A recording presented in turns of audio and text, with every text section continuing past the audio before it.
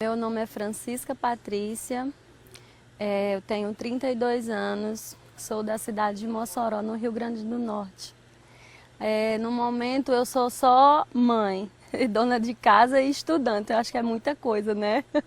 Na verdade, eu sempre acompanho todos os programas a Novo Tempo e de início eu não tive vontade de me inscrever, eu queria que o meu marido se inscrevesse, né? Passei a semana inteira, todos os dias, vamos, eu faço o vídeo, porque eu queria que ele também fosse tocado, como eu fui. Ia ser uma experiência para ele, né, fantástica. Eu sempre pedindo e ele não se interessou. E um dia eu abri lá a página do Facebook e apareceu a chamada falando que era a última semana de inscrição. Aí eu fiquei assim, meu Deus, eu faço ou não faço? Deixei. No outro dia vi de novo a chamada.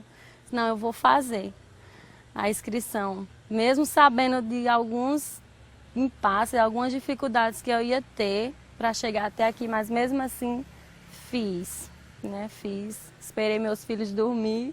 Eu com vergonha de mim mesmo para gravar. Mas fiz lá o vídeo, falei o que eu estava sentindo e não achei realmente que eu ia ser chamada. Olá, boa tarde. Meu nome é Patrícia. Eu sou da cidade de Mossoró, Rio Grande do Norte. Estou aqui na última semana das inscrições para o programa Bíblia Fácil, no canal Novo Tempo. Faz aproximadamente 4 meses que eu conheci a Novo Tempo.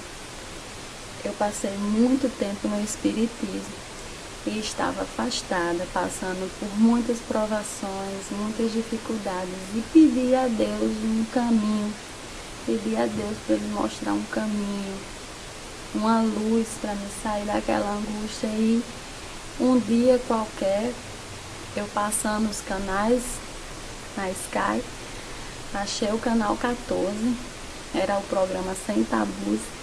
E desde então eu não deixei mais de assistir a Novo Tempo. Procurei uma igreja adventista aqui na minha cidade, estou frequentando. E minha vida tem mudado bastante depois que eu encontrei a Novo Tempo. Seria um desafio para mim participar, pois eu nunca saí, nunca viajei. Deixei minha casa, meus filhos, então seria um chamado de Deus para mim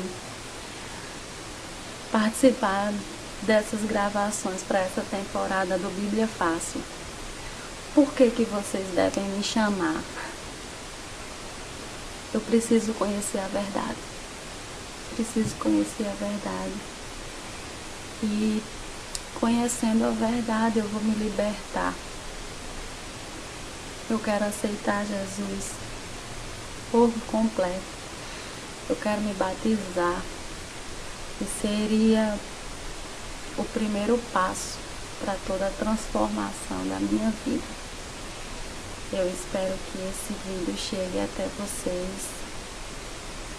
E se for para essa vaga ser minha, vai ser porque Deus, Ele escolhe as pessoas certas, no momento certo, para receber qualquer mensagem, qualquer luz divina.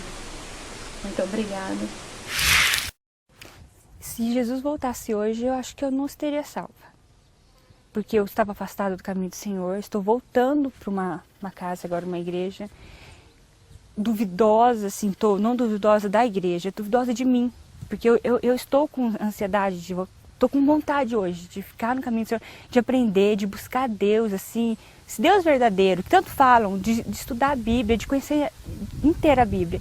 Então, se Jesus voltar hoje, é capaz de eu não estar salva, porque eu estava afastada, voltei agora, não sei se eu estou no caminho certo, então...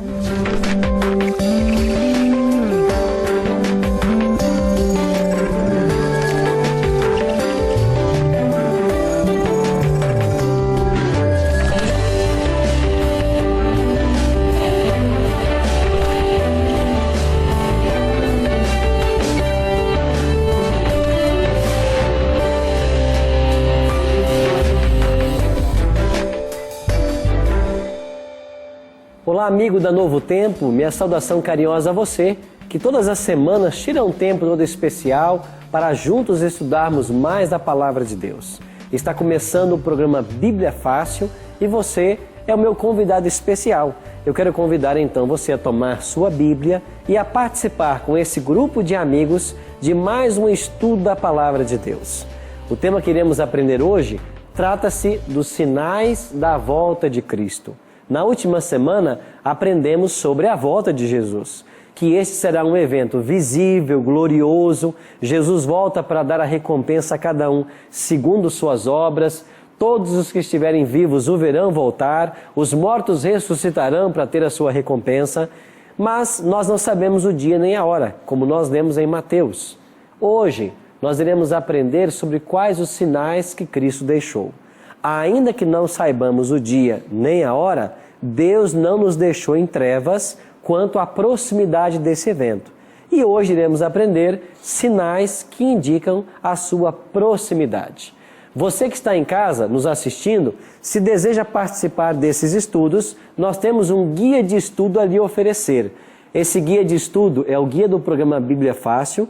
Você pode ligar para nós em horário comercial, no telefone 0 operadora 12 21 27 3121, e ali a atendente vai pegar os seus dados postais e enviamos para a sua casa, ou você acesse o nosso blog novotempo.com/Bíblia Fácil.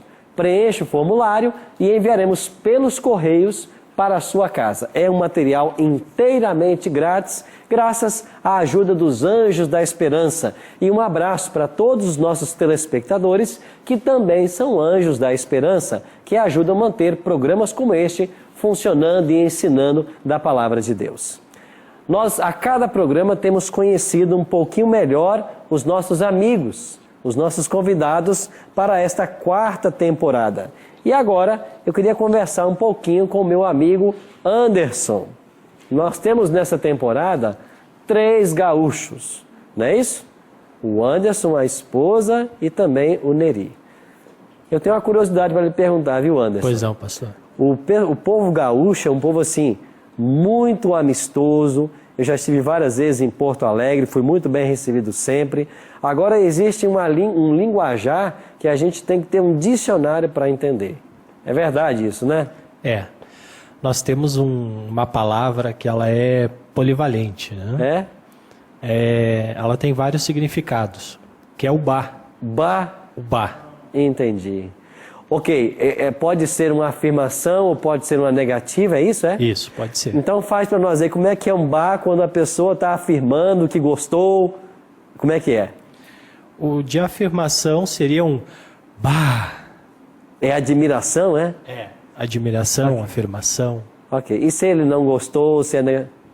É mais... Entendi. Então veja vocês que o Bíblia Fácil também é cultura, né?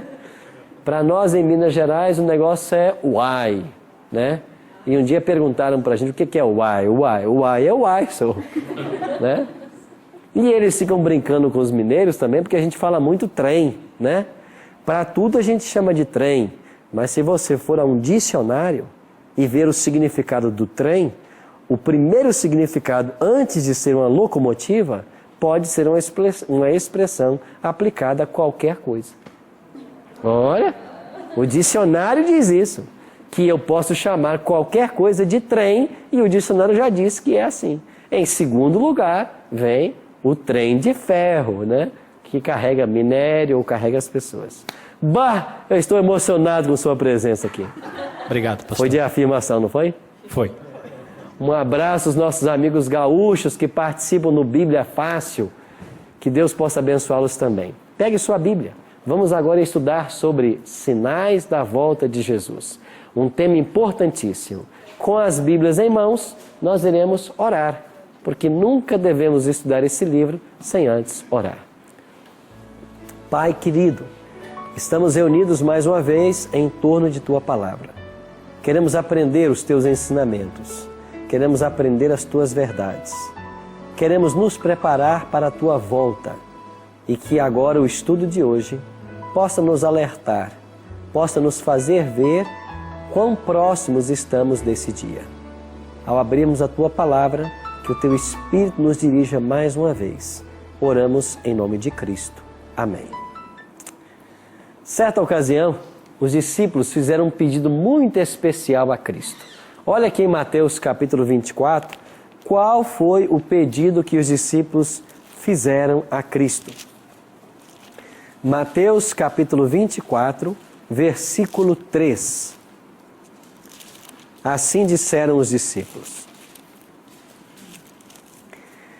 No Monte das Oliveiras, achava-se Jesus assentado, quando se aproximaram dele os discípulos em particular e lhe pediram: dize-nos quando sucederão estas coisas e que sinal haverá da tua vinda e da consumação dos séculos. Esse foi o pedido que os discípulos fizeram. O Senhor falou que o Senhor vai voltar em glória e majestade. O Senhor vai implantar o seu reino. Então dize-nos quando serão estas coisas. E a partir do versículo 4 de Mateus 24, Jesus passa a descrever uma série de eventos. Primeiro no mundo religioso. Olha para o versículo 5. Mateus 24, verso 5, e depois leremos o versículo 11. No verso 5, Cristo disse assim: porque virão muitos em meu nome, dizendo o quê? Eu sou o Cristo, e enganarão a quantos? Enganarão a muitos. Versículo 11. Levantar-se-ão muitos falsos profetas, e enganarão a quantos? Você percebe que o engano sempre chega para muitos? Falsos cristos e falsos profetas enganando a muitos. Mas como pode a multidão ser enganada por falsos profetas e por falsos cristos? É simples. Quando você não conhece a palavra, quando você não conhece a verdade, facilmente você pode ser enganado. E eu queria dar um recadinho aqui para você que nos assiste em casa. Talvez eu esteja falando agora para alguém que é cristão, que frequenta a uma igreja. Talvez eu estou falando para um católico, que todos os domingos está na igreja. Eu pergunto, no culto que você vai, a palavra de Deus está sendo lida? Ela está sendo aberta? Ela está sendo ensinada? Ou a liturgia da qual você toma parte, acontecem coisas que tomam o lugar da Bíblia Sagrada. Você percebeu que aqui no Bíblia Fácil a gente gasta tempo lendo esse livro e em cada programa nós lemos vários versos? É porque nós queremos que você conheça a verdade. Mas infelizmente o mundo cristão está vivendo um fenômeno. Ao mesmo tempo que nós temos tantas Bíblias na mão do povo, nós nunca tivemos um povo tão ignorante da Bíblia. Pessoas que conhecem tão pouco da Bíblia. Pessoas que acreditam em coisas que não fazem sentido. E mais uma vez eu quero dizer para vocês que estão aqui conosco, participando dessa série especial. Você não pode acreditar em tudo que se fala. Você tem que perguntar aonde está isso na Bíblia. Aonde a Bíblia diz que é assim. Você tem que tirar suas dúvidas. Você tem que aproveitar esse momento, porque se você passar por aqui, não tirar as suas dúvidas e for embora com dúvidas, você perdeu o seu tempo. Você tem que descobrir o que é a verdade. Agora, quando você se deparar com a verdade, que Deus te dê a humildade de dizer: se isso de fato é assim, eu vou adotar para a minha vida. É esta postura que Deus espera de todos nós. Jesus então disse que virão falsos cristos e falsos profetas. É isso que o nosso mundo moderno testemunha. Vez por outra se levanta alguém e hoje existe aí na mídia pessoas dizendo ser o Cristo. Isso assusta você? A mim não assusta. A mim não assusta alguém dizer ser o Cristo. Sabe o que me assusta? ter gente acreditando e indo atrás dele. Isso me assusta. Alguém dizer ser o Cristo, o Filho de Deus, não me assusta. Agora, ter grupos seguindo esse falso Cristo, isso me assusta. Para mim, foge a lógica alguém achar que o Filho de Deus está vivendo como um cidadão aqui e acolá. A Bíblia não descreve nada disso. Cristo está conosco mediante o seu Espírito, e Ele voltará em glória e majestade para pôr fim ao pecado. O diabo, sabendo disso, está fazendo de tudo para enganar as pessoas e não permitir que elas estejam prontas para esse evento. Mas Cristo falou: a presença no vosso meio de falsos cristos e falsos profetas é um sinal de que eu estou próximo. Que outro sinal Jesus deu para nós? Verso 7. Olha o que Jesus disse sobre os sinais no mundo físico. Mateus 24, versículo 7. Porquanto se levantará nação contra nação, reino contra reino, e haverá fomes e terremotos em vários lugares. No versículo 7, Jesus pontuou 3 coisas: guerras, fomes e terremotos. Vamos dar uma olhada para o nosso cenário mundial. Primeiro, falando de guerras. Nunca havíamos ouvido falar de uma guerra que envolvesse tantas pessoas quanto as 2 grandes guerras mundiais. A Primeira Guerra, de 1914 a 1918, segundo alguns estudiosos, ceifou 9 milhões de vidas. A Segunda Grande Guerra Mundial, de 1939 a 44, 45, ceifou de 50 a 70 milhões de pessoas. Pastor, mas guerra sempre não existiu desde os tempos bíblicos? Sim, mas olhe para as guerras bíblicas. Sabe quantos morriam? 6 mil, 12 mil, 30 mil. São esses os relatos da Bíblia. Agora, 70 milhões? Isto é um sinal de que Jesus está perto. Jesus também falou: teríamos fome. Hoje, segundo a FAO, que é a Organização das Nações Unidas, que cuida da questão da alimentação e da assistência, 150 milhões de pessoas morrem todos os dias. Melhor, 150 mil pessoas morrem todos os dias porque não têm o que comer. Você sabe quantas pessoas são? 150 mil pessoas? Talvez algumas das cidades que nós moramos não tenham essa quantidade de habitantes. Todos os dias estão morrendo. Por quê? Porque falta o alimento. Jesus também falou que nós haveríamos de ouvir sobre terremotos. Ora, terremotos sempre existiram. Nós temos registros de terremotos desde o 1º século, pelo menos, ou antes disso. Mas pense no terremoto de São Francisco, de 1906, há um pouco mais de 100 anos atrás. Quando aconteceu esse terremoto, que é considerado o primeiro dos maiores em grande escala, morreram cerca de 3 mil pessoas. 100 anos depois, nós tivemos o terremoto no Haiti, em 2010. Neste, 316 mil pessoas foram mortas. Você já imaginou que multidão de pessoas morrendo? A terra está tremendo. Isso são sinais e advertências de que Jesus está às portas. Jair. Pastor, o senhor disse que no tempo de Cristo existiam guerras, antes existiam as guerras que morriam 30 mil pessoas e hoje são milhões. Que hoje um terremoto, em 1900 e comecinho, 3 mil, hoje 316 mil. Mas será que essa quantidade tão brutal que ocorre, essa diferença, não seria pelo fato de que a densidade demográfica da época era bem menor do que a de hoje?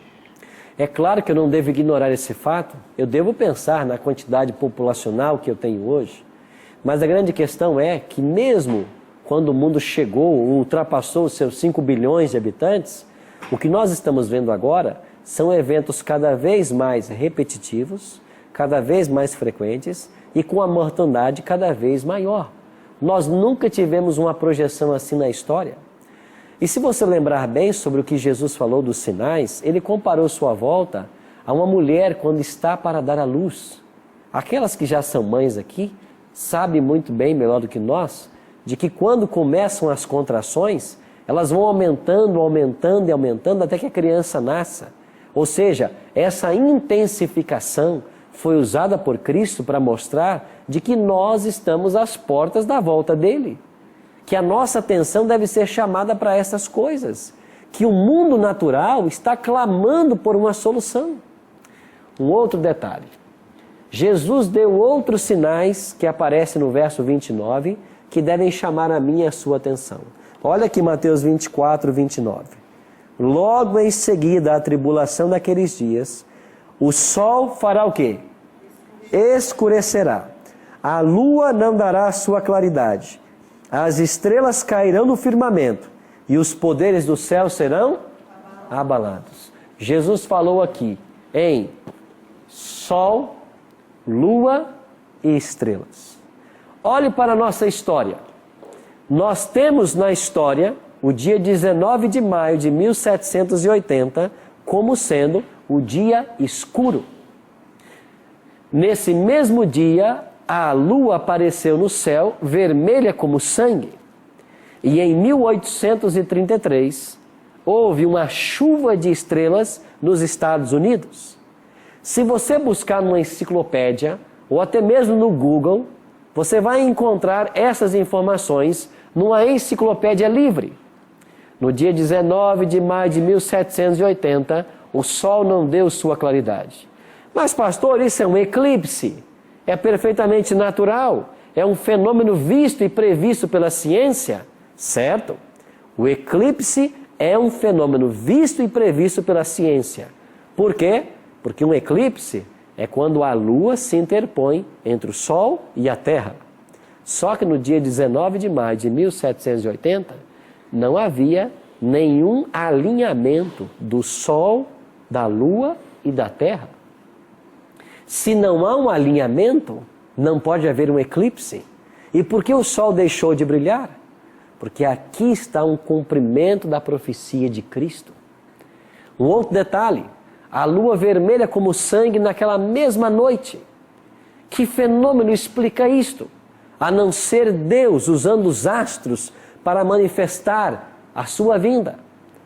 Vamos olhar agora para 13 de novembro de 1833, quando, principalmente na região da Nova Inglaterra, nos Estados Unidos, por horas, houve uma tremenda chuva de estrelas. É claro que não são estrelas de fato, são meteoritos. Nós chamamos de estrela cadente, mas esses pequenos meteoros, quando entram em contato com a nossa atmosfera, a mudança climática provoca uma explosão.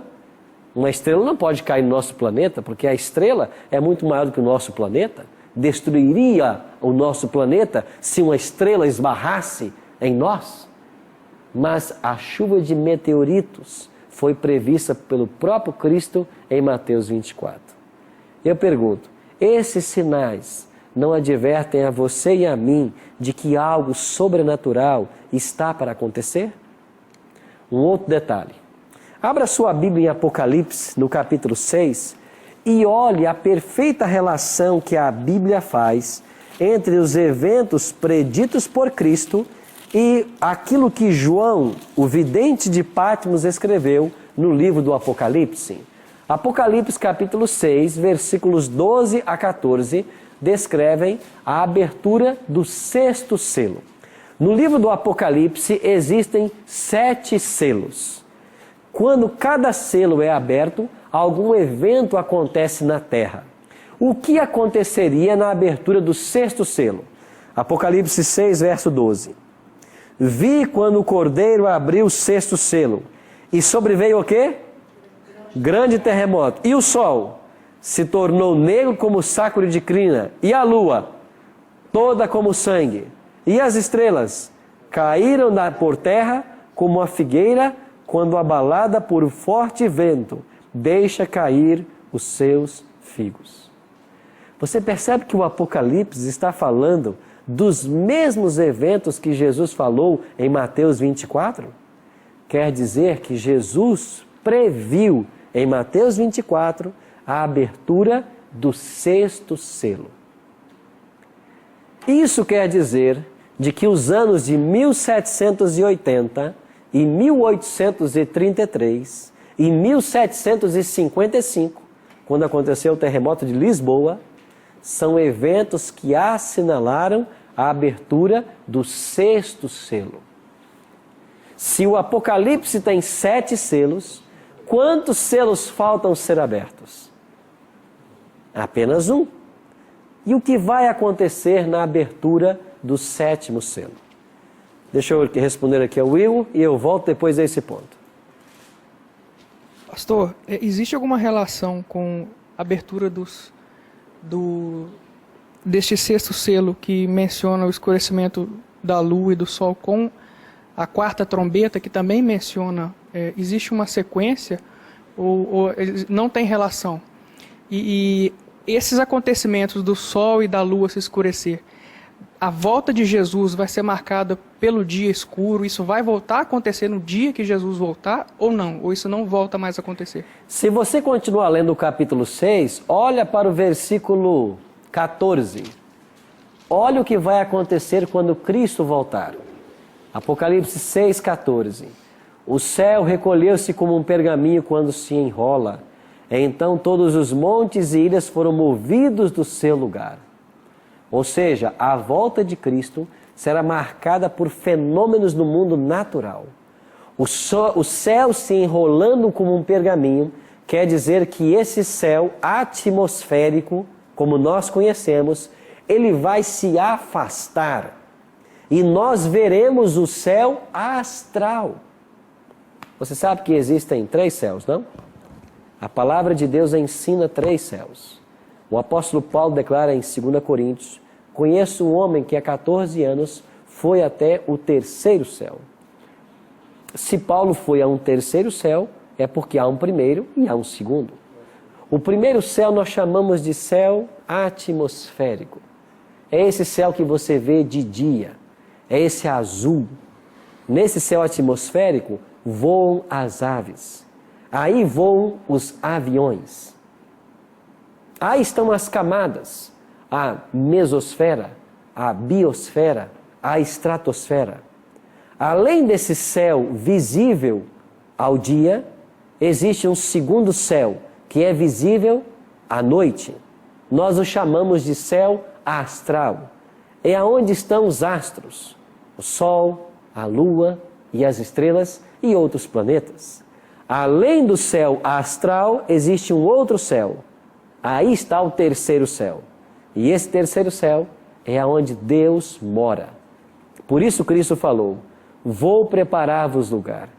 Aonde Jesus está preparando moradas para os salvos? Não é no 1º céu, não é no 2º céu, é no 3º céu. Então, no 3º céu, Cristo prepara moradas. E quando Ele voltar, o 2º céu vai se abrir. Os montes e ilhas serão movidos dos seus lugares. Nós testemunharemos fenômenos físicos, sobrenaturais, nesse dia glorioso da volta de Cristo. Nós iremos voltar aqui a uma questão. Falei do 6º selo. O que significa o 7º selo? Nós iremos para um breve intervalo comercial e assim que voltarmos, vamos voltar a esse tema. Fique com a gente, já já estaremos de volta. Final dos tempos, doutrina de ventos, arrastam milhões de cristãos.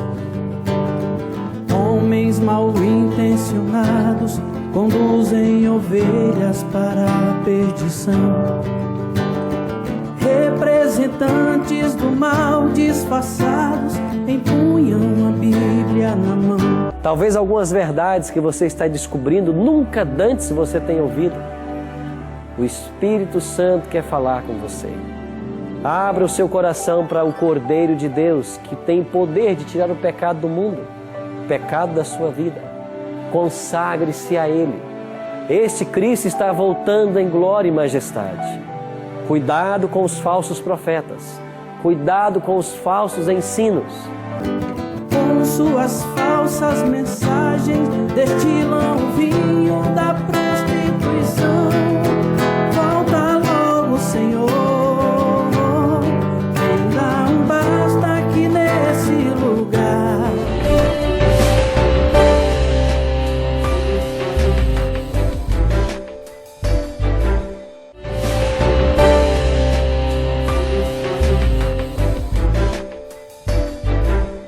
Estamos de volta e você percebeu que nós não demoramos, não foi? O Bíblia Fácil está falando sobre os sinais da volta de Cristo. Nós terminamos o primeiro bloco falando que a abertura do sexto selo aconteceu com 4 eventos preditos por Cristo e por João, respectivamente nos anos de 1755, 1780 e 1833. Falta apenas a abertura do 7º selo.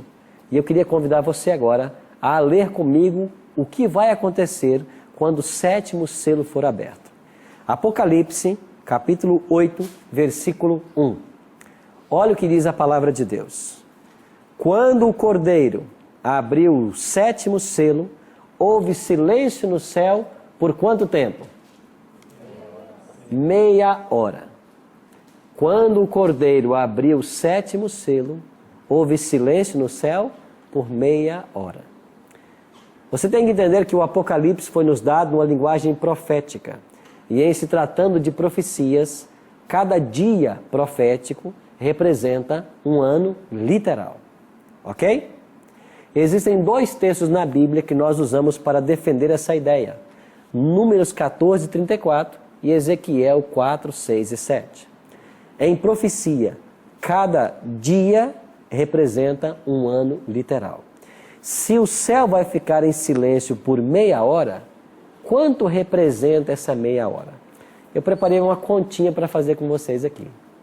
Se um dia em profecia representa um ano, 12 horas representam 6 meses.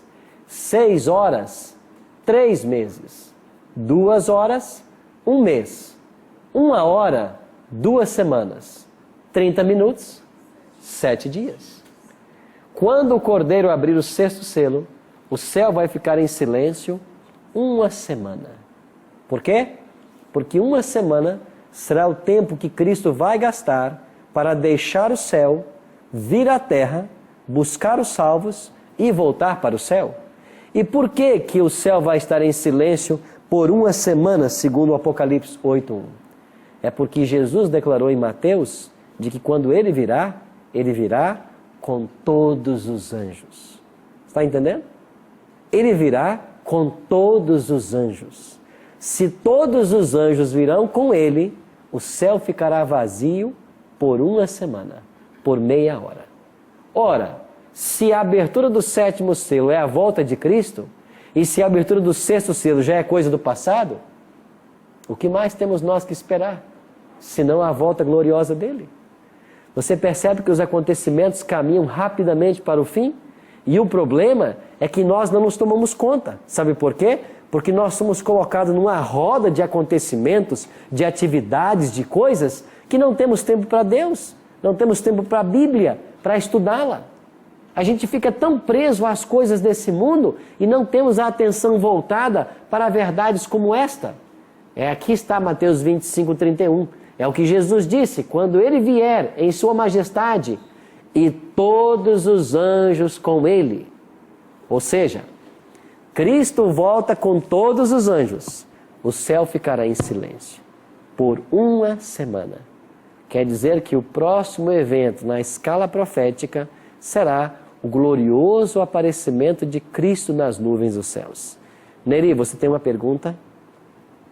Eu queria voltar um pouquinho no 6º selo ali. Apocalipse 6? Eu entendi que até o 14 aconteceu, né? 1700 até o 13 aconteceu. O 14 ainda não. Como que a gente chegou nessa conclusão aí que o 14 vai vir? Fica difícil lendo aqui você entender dessa maneira. Entendi. Quando você lê o 14, diz aqui assim: o céu recolheu-se como um pergaminho, os montes foram movidos dos seus lugares, os reis da terra, os grandes, os pequenos, os comandantes, os ricos, os poderosos, todo livre e todo escravo, se esconderam nas cavernas e nos penhascos dos montes e disseram aos montes e aos rochedos: caí sobre nós e escondei-nos da face daquele que se assenta no trono e da ira do Cordeiro, porque chegou o grande dia da ira deles. E quem é que pode suster-se? Ou seja, esta é uma declaração dos habitantes da terra por ocasião da volta de Cristo. Ele está voltando no seu trono. Os montes e as ilhas foram movidos dos seus lugares. Os ricos, os poderosos, preferiram a morte do que contemplar sua volta.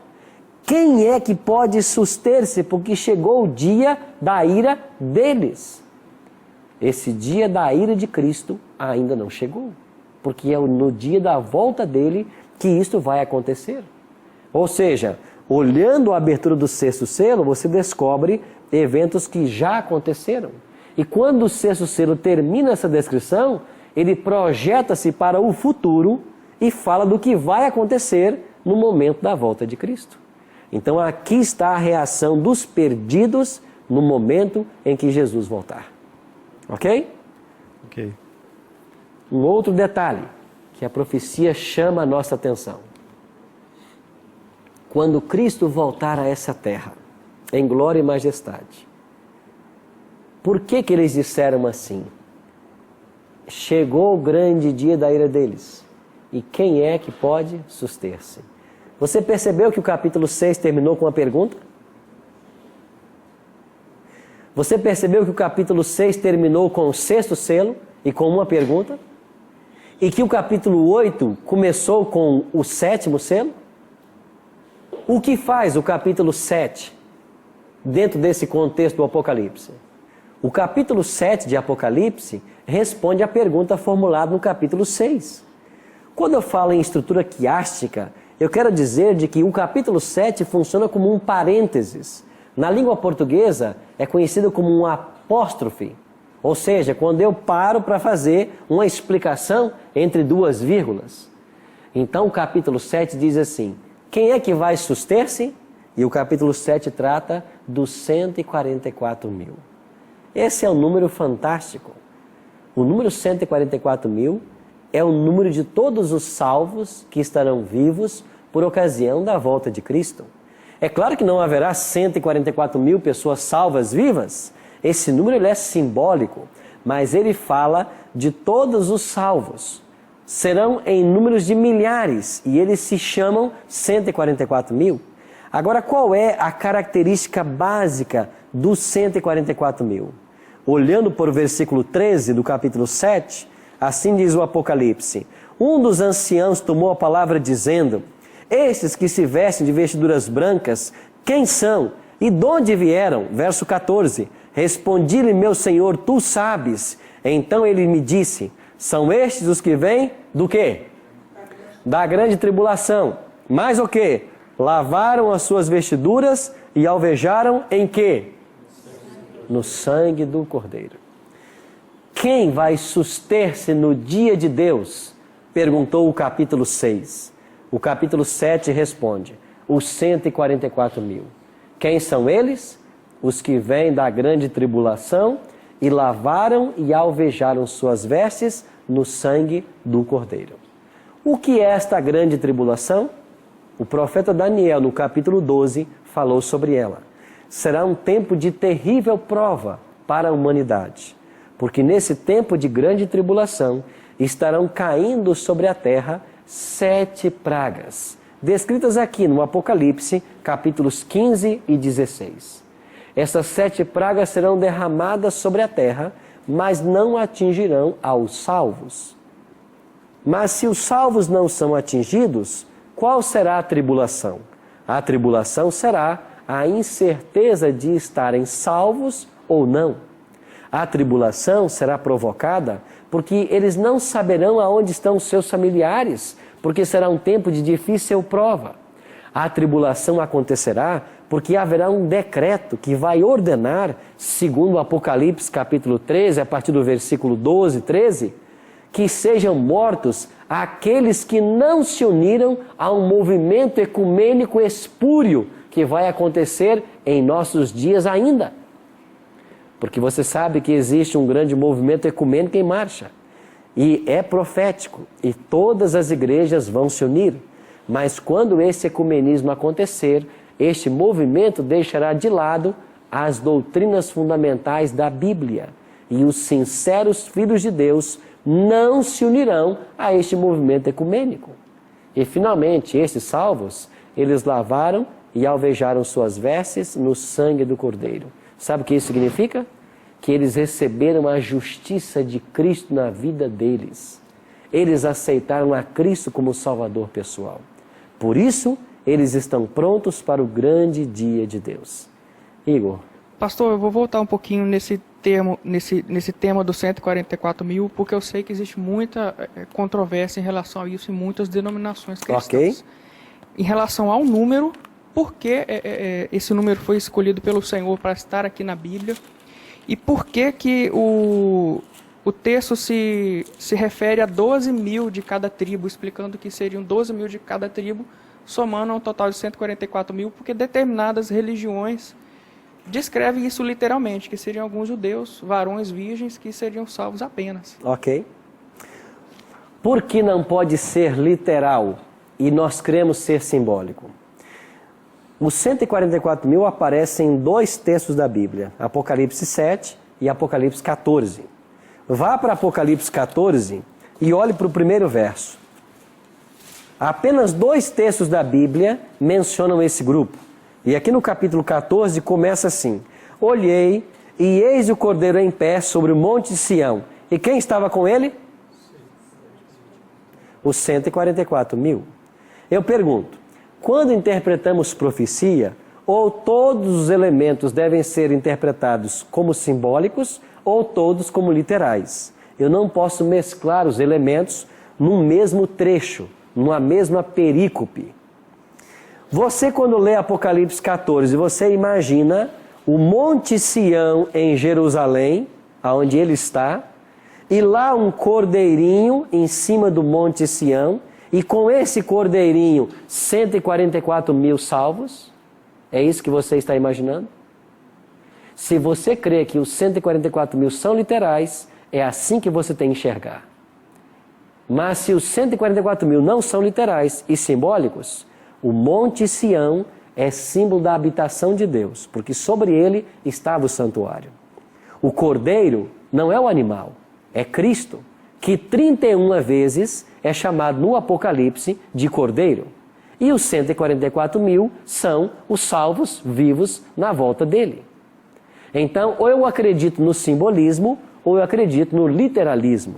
Se você crê que os 144 são literais, o Monte Sião é literal e o Cordeiro é literal. Isso não faz sentido. Um outro detalhe, se são apenas das tribos de Israel, você que é descendente japonês não tem direito a essa salvação. E quem sabe todos nós aqui não teríamos direito a ela, se for literal. Mas se for espiritual, nós somos o Israel espiritual. Todo aquele que aceita Cristo como Salvador pertence ao Israel espiritual. É por isso que os 144 mil tem que ser um grupo simbólico e não literal. Mas a marca principal desse grupo é: eles lavaram e alvejaram suas vestes no sangue do Cordeiro. Ou seja, só existe uma forma de salvação: entregando-se ao Cordeiro. Os 7 selos só poderão ser abertos pelo Cordeiro. Inclusive João, ele estava muito triste, porque ninguém podia abrir os 7 selos. Até que veio um ser celestial e disse para ele: João, não chores, porque o leão da tribo de Judá, ele venceu. e Ele é digno de abrir os 7 selos. Cristo abriu vários eventos ao longo da história e o último deles será a abertura do santuário no céu, quando Ele voltará para buscar os salvos. Amigos, essas são verdades eternas da palavra de Deus. Você pode não crer no que eu estou afirmando, mas isso vai acontecer. E o duro será não crer. E naquele dia, quando você ver com os próprios olhos, ter a mesma reação que Apocalipse 6 descreve. Caiam sobre nós os montes e os rochedos, e escondei-nos da face daquele que se assenta no trono e da ira do Cordeiro.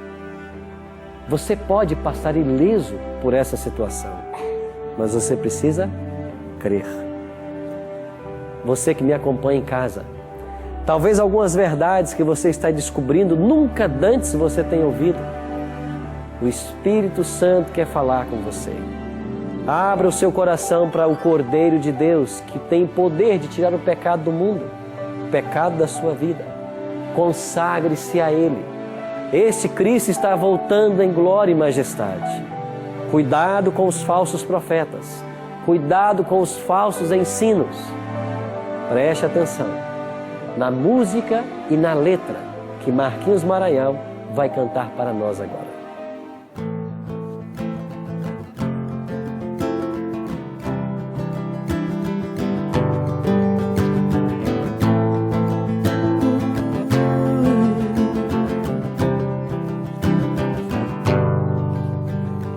Final dos tempos, doutrina de ventos arrastam milhões de cristãos.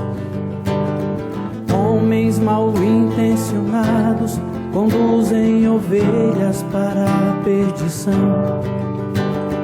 Representantes do mal disfarçados empunham a Bíblia na mão. Com suas falsas mensagens destilam o vinho da prostituição. Volta logo, Senhor.